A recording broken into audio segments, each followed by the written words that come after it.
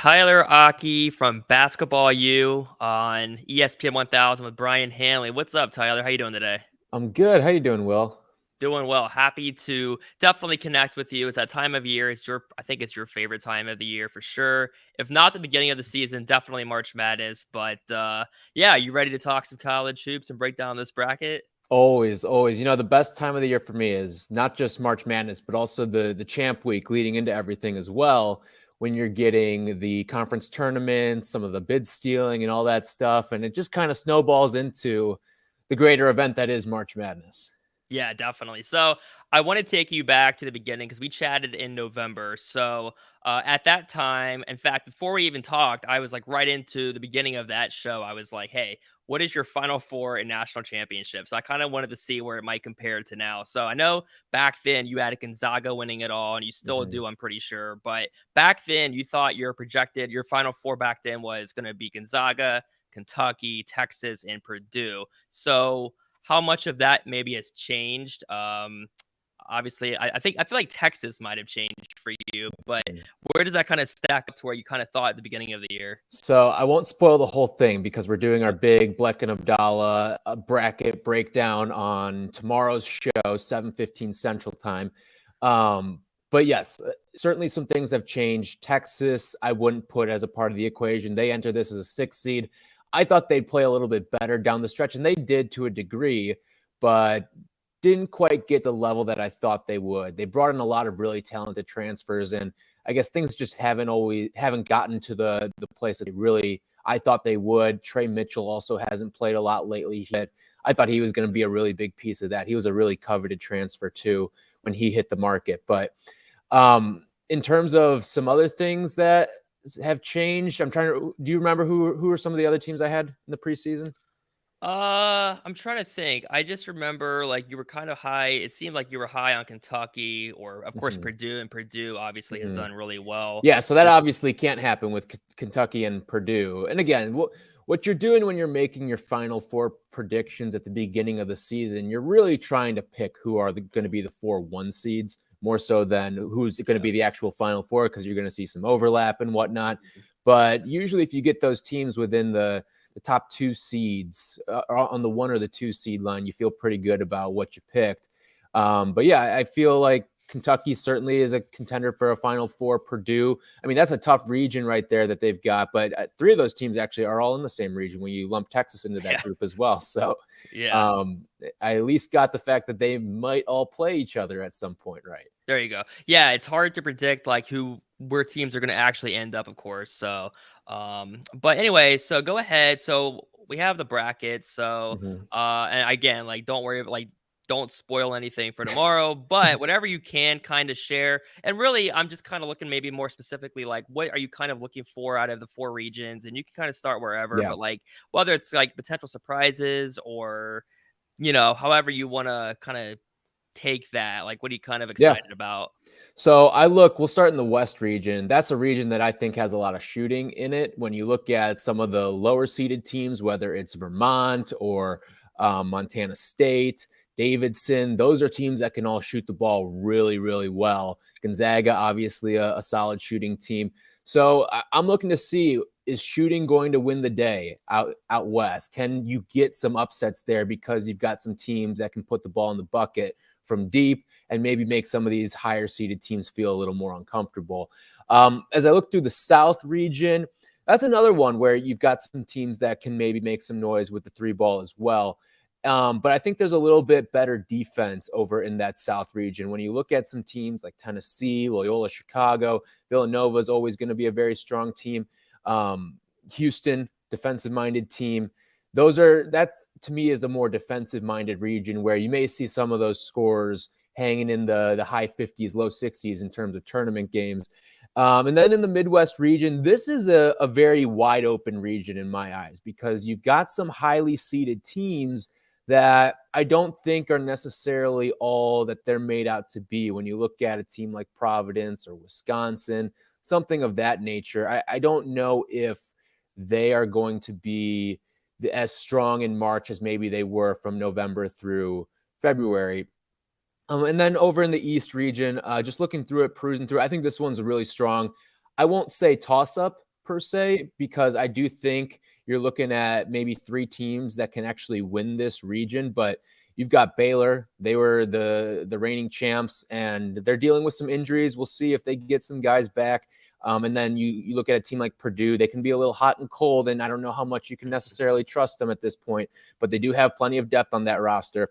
And then Kentucky, I think, is a really, really strong team that's playing well with some good point guard play too.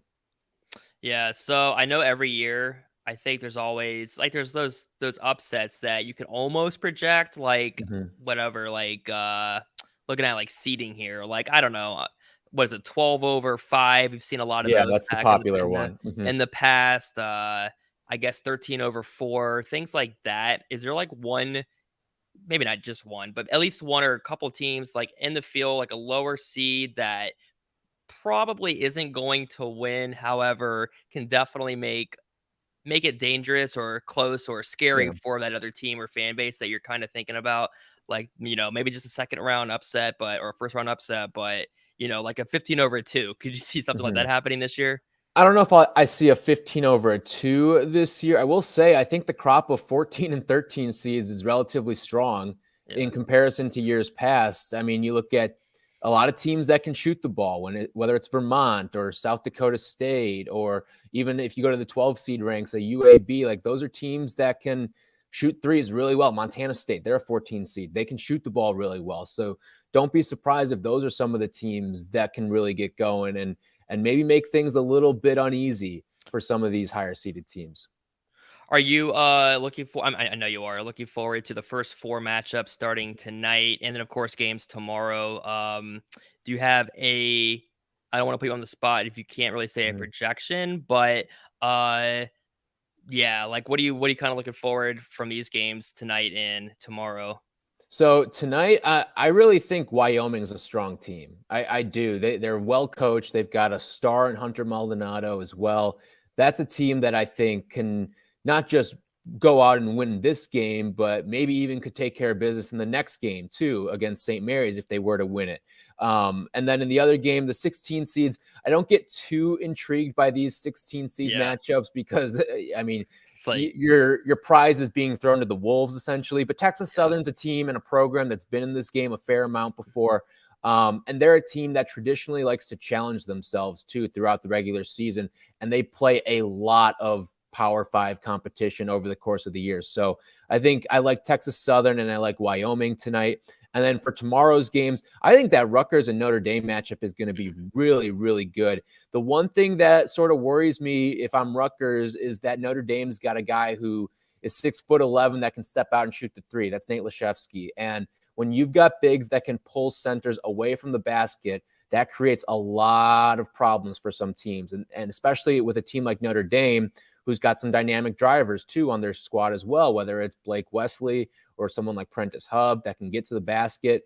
I mean, when you've got a guy like Laszewski that can step out and make life difficult, one of two things is going to happen. Either A, he's going to be able to shoot over the top of somebody with relative ease, or B, you're going to take one of your best shot blockers away from the rim. And that's a really tough thing to manage. If that's going to be a really tough thing to manage if you're Rutgers in this game. And then the last one here, Wright State and Bryant. This is actually an intriguing 16 seed Yeah. matchup for me, at least, because Bryant's got one of the best scores. Actually, I should say the best scorer in the country with Peter Kiss. And he's a guy who he's going to score on you and he's going to let you know that he scored on you. He is bat flipping his way down the floor, all that stuff. So he's a really exciting player to watch. And then Wright State is just a very well-run program, one of the best teams perennially in the Horizon League. So I think that's a really good matchup. And I believe Bryant is a slight underdog in this game, and I wouldn't be surprised to see them win. Were there any surprise snubs for you, like teams that didn't get in or maybe seated lower than you would have thought? I think wasn't it Michigan that you were really like Yeah. thinking why? Like why are they where they are? Yeah, I'm not too keen on Michigan. Not just the fact that they got in, but the fact that they are firmly into this field as an Mm, 11th seed and not having to go to Dayton. I mean, Michigan is a team that was inconsistent all season long, didn't win a lot of very big games, and even some of the games that they did win, I looked at them as more spot wins. Like yeah. that Purdue game that they won, even though they blew the Boilermakers out, that was a spot win in my opinion for Michigan because they were playing a third game in a week. Both of those teams were. and Michigan was the home team. And I think if you played that game at Mackey, that's a game that Purdue probably delivers the same result to Michigan, a blowout win. So I look at that as more of a spot win, and then you fumbled your opportunity in the Big Ten tournament too against Indiana, and I just take all of those sort of variables there, and I don't think they're a strong team, and I think they got a bad matchup too in that first round as well against Colorado State. Mhm. So I think they should have been in the first four as opposed to being firmly in the tournament. But I think they're closer to being an out of tournament team than an in tournament team when you look at someone like Texas A&M that got held out of the tournament. And in terms of seeding, one of my big gripes was what happened with Tennessee. They go out and win what I think is the best conference in college basketball in the SEC this season, Yeah. and end up with a 3 seed in their first round matchup. Whereas you've got a team like Duke who only had one fewer loss during the regular season in a much, much, much weaker conference. And Yeah. I think Tennessee, the way that they played towards the end of the season, I believe they won their final 7 games. Tennessee should have been a 2 seed in my eyes. Yeah, I actually thought talking about that Tennessee Longwood matchup. So I was looking at all the projections and I saw Longwood paired with maybe Villanova, maybe Duke, as like a 14, even like a 15 against I think Kansas, and then they ended up with Tennessee. Okay, so I know Tennessee is going to win that game most likely. However, I got to rep Longwood. I went to Longwood, so it's I see finally you the got it first. on your chest today. Yep. I had to put it on. It's the first ever tournament berth, not just for the men's, but also the women. So really awesome. Did you ever I think this year, heading into the season, that I know you like to talk about the following teams, Longwood, Yeah. Richmond, and Virginia. Did you ever think that Virginia would be the one watching from home this March? I guess I'm not super surprised. I would not have thought. I mean, I didn't know Longwood was going to be good. I don't know. I don't know what their projection was going into the year. They've hardly ever been relevant in basketball, let alone like a 500 type of a team. So I didn't think maybe I wasn't paying attention. I'll be honest, but I know Longwood got blown out by Iowa their first game of the year, which was not a Mhm. surprise. Iowa's obviously very strong, but I didn't realize Longwood was going to do what they did. So I was really, having fun watching that. But yeah, Virginia, man, they've been so iffy, and I was actually going to ask you about Virginia, and I'll get to that in a Mhm. second. But um, okay, so I know Longwood's probably going to lose, but do you like? I don't know how I've given you enough warning because I knew we were going to talk about Longwood. So I don't know how up on the. I mean, you seem to be up on every team in school as much as possible, but I don't know how much time you've had to check out the Big South or even Longwood per se. But what do you like about Longwood? Can they make it interesting versus Tennessee, or are you expecting it's a 19-point favorite, I believe, for Tennessee? Are you expecting Tennessee just wipes the floor and wins by 20? I think Tennessee wins, and I think it's because they're a good defensive team too. Um, and listen, I think Longwood sort of has the formula to be an upset caliber team. I just think they drew the short end of the straw when you look at the matchup they drew. Like if I'm looking at a couple of these other 3 seeds, could Longwood beat a Wisconsin? I think absolutely. Could Longwood beat, let's see, who's another 3 seed out there? Texas Tech? Right. Potentially. Could Longwood beat a Purdue? Yeah, but I just think Tennessee's too strong of a 3 seed and really is an undeserving 3 seed in my eyes as Hmm. well for this to be a good matchup for them. Yeah. But the one thing I will say, you look from a season ago, 9 double-digit seeds won their first round game. Yeah. 8 of those 9 shot better than 35% from 3. So that's sort of the formula here, and that's something that Longwood does. They shoot better than 35% of their threes. So look for that as if they get hot, they can make it a game. But I just think that Tennessee, they've got a top 3 defense in the country. That might be too much to overcome. Is this the first year that you've heard of Longwood, by the way? I believe so. I'm trying to Yeah. think through the archives. It's their first ever tournament, so you definitely Yeah. have never filled out a bracket and seen Right. Longwood in the field of 64 or 68. But yeah, I would say this is probably the first time I really have heard of Longwood. Yeah. I probably mentioned it a while ago, but I wouldn't expect anyone to remember. But now we're on the radar. So that's fun. Even if they lose by 50, it's fun. It's like they're on the map right now, which is really Yeah, cool. And you mentioned the formula for beating a one, I mean not a one, but for having like that type of upset intangible. Because their coach came from UMBC, who was part right. of that staff Mhm. that beat Virginia, which I'd forgotten about. So really interesting. I'm sure he's going to have them motivated, and it should be fun regardless. But a few more things before I let you go. Virginia Tech, like I didn't see them winning the ACC tournament. How surprised were you? Do you think that this team is just hot right now, or are they kind of neutralized now with these days off, and then they, it's randomness anyway in the Mhm. tournament. They're playing Texas, so how surprised were you by Virginia Tech? And do you think that they have a shot to at least go to like maybe the Sweet 16 or something? I look at Virginia Tech, and this is a team that people thought very highly of out of the Yeah. ACC in the beginning of the season. There's a lot of people thought they would finish maybe second or third, and even some ambitious people, I think, even picked them to win the ACC. They've Mhm. got shooters. They're shooting better than 40% from three as a team. And I look at it as almost they're sort of rounding into form at the right time. They're very similar to me in the same regard as Iowa, as teams that really found their groove end of the season and then played extremely well, sort of an upset pick to win their conference tournament, but still went out and did it. Despite being one of the lower seeds among the conference tournament players. But I look at Virginia Tech. You've got a guy in Keve Aluma, and then you've got a bunch of dudes who can shoot threes. Aluma's a solid big. They're not a very tall team, which could be a problem if they go up against some imposing bigs. Like if they win their first round game and take on a Purdue, that's going to be a really tough matchup, especially because someone like this was always the formula in my eyes to beat Illinois, which Purdue executed to perfection, is get Kofi Coburn in foul trouble. If they get Keve Aluma in foul trouble, that can make life difficult for Virginia Tech. However, Virginia Tech does have the great equalizer of being able to shoot the three, and that can bail them out a little bit. And they're a much better 3-point shooting team than Illinois was. Duke. Skip, I don't know. pass. I was gonna say, where does the Coach K party end? I know you don't have them winning at all, but do you see them making a run, or are they getting upset in the second or Sweet 16 or something?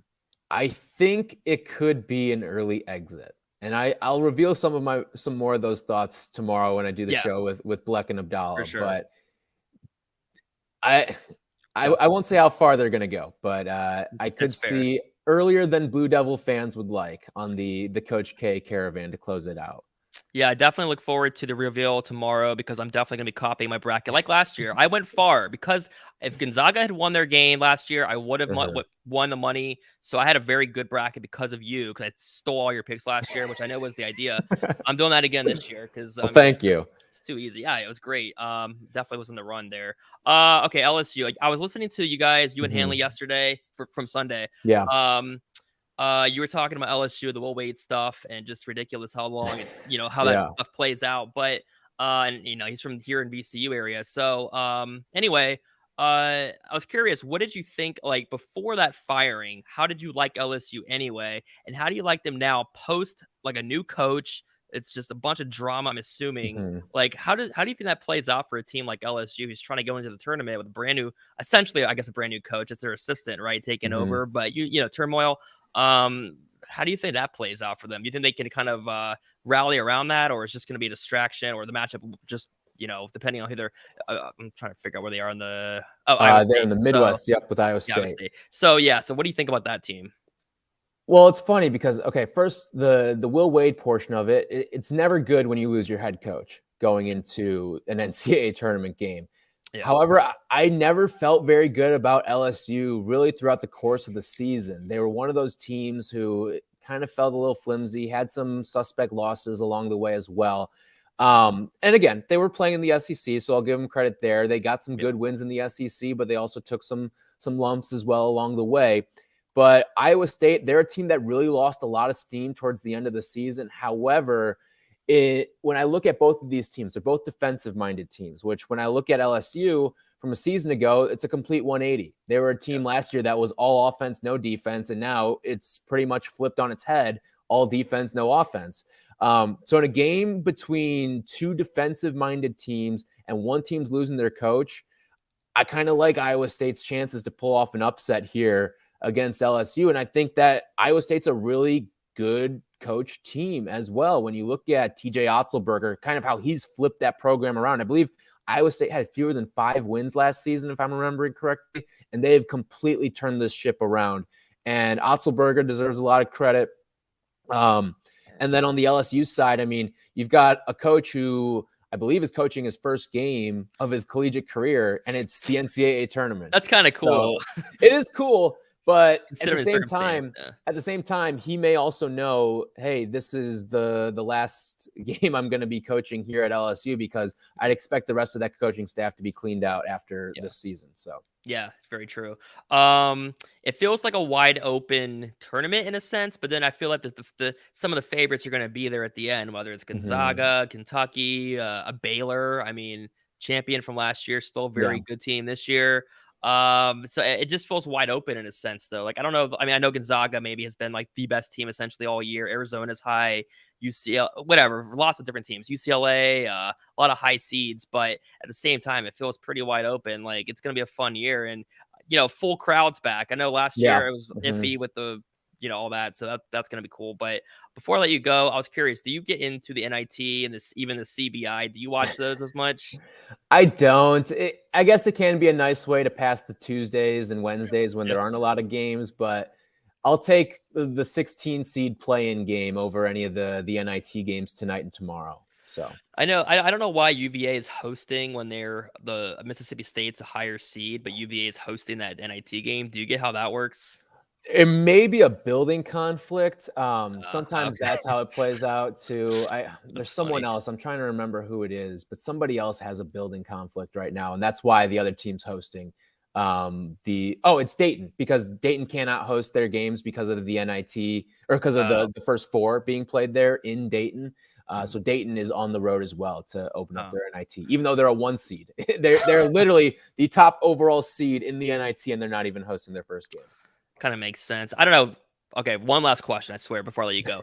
Uh, Ideally, every team wants to go to the NCAA tournament, but if you're a team, let's say UVA, Mhm. like, just using them as an example, obviously, they wanna go to the tournament. They probably know deep down if they got in, they weren't gonna win at all.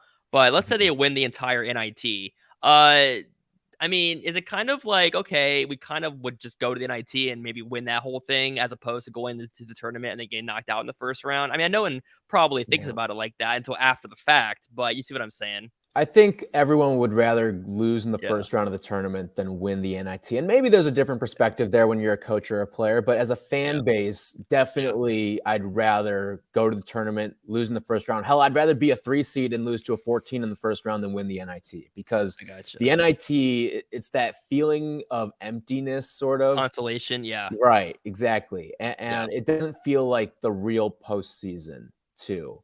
Like, even I look at it from a college football standpoint where there's so many bowl games at this point, and the NIT feels like it's even beneath the last of the last bowl games too, to me, at least in my eyes. yeah. So I would much rather go to the NCAA tournament, lose. Hell, I'd rather even be upset in the first round of the NCAA tournament than be Virginia. Now, Yeah. if I'm Virginia, would I rather lose the 116 to UMBC or win the NIT? Maybe that changes Yeah. my answer a little Yeah. bit, Yeah. um, but no, for the most part, I would much rather go to the NCAAs and lose. Plug all the stuff, ESPN, all the stuff that you're a part of. I know you have shows on during the tournament, Yeah. so plug all that. So I will be with Bleck and Abdallah tomorrow night. I will also be with them on Friday. And was tomorrow? No, I will be with them Wednesday, Thursday, Friday. They're in Friday 2 to 6 as well. So we'll be watching games. So have Mhm. us tuned up while you're watching the games. Um, And then I'm also going to be with everyone every Sunday morning from 10 to noon Central Time on Basketball U with Brian Hanley. We'll have some fun. We'll have some guests. We'll talk all the games that happen. We'll get you ready for the games that are happening that day, get you ready for the next rounds as well. So check all that out on ESPN 1000. You can download and subscribe to the podcast as well by downloading the ESPN Chicago app. So we're looking forward to having all of you along for that ride. Yeah, you're a rising superstar. I've seen the growth just from like the last year or two. Now you're hosting shows like I figured you would be. So really awesome to see. I will be tuned in, and as always, awesome talking basketball with you. And that's it. Awesome to have you on. Thanks, Will. Appreciate it. And good luck to your Longwood team and your Richmond team as well. Yeah, I'm looking forward to those too. I hope they do well.